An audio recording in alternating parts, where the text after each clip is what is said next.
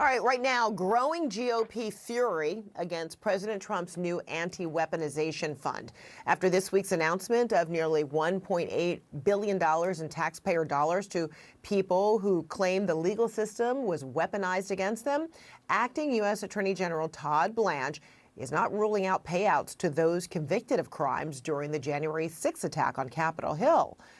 That's sparking rare opposition from some within the president's party, with one Republican lawmaker even vowing to end the fund.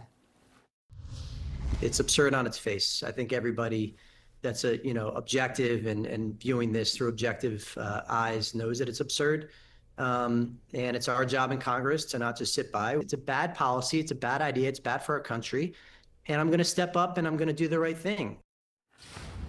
Let's discuss more now with Axios senior politics reporter Marc Caputo. Marc, great to see you. So calling this fund stupid on stilts and utterly stupid, some Republicans say there is no way they're supporting this. So why is this the issue that put them over the top?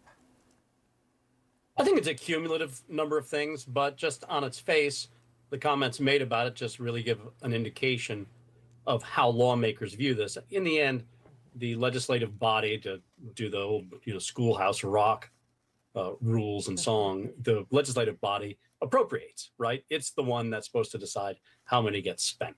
And having the president unilaterally come in, the executive branch, and say, oh, I'm going to find this 1.8 or so billion dollars, and I'm going to spend it this way.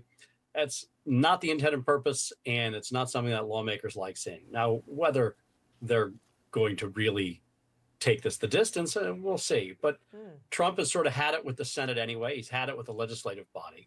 So the degree to which he truly cares about stuff like that from an individual member, again, is yet to be seen. Well, the president says, he's not changing the anti-weaponization fund.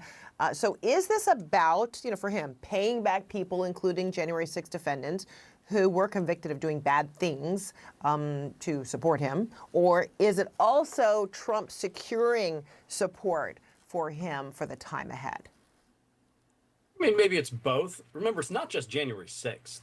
There were a number of people in Trump's first term who got hauled before Congress in the Russiagate probe. They were accused of being Russian assets. They were subject to lots of investigation. They had to hire lawyers and spend a lot of money. And some of them are pretty aggrieved by that. And they want to be compensated. And these are the president's allies. Some of those allies are much closer to the president, say, than in the case of the January 6th rioters, protesters, or whatever phrase that people want to use is. But in the end, Donald Trump likes to exercise power.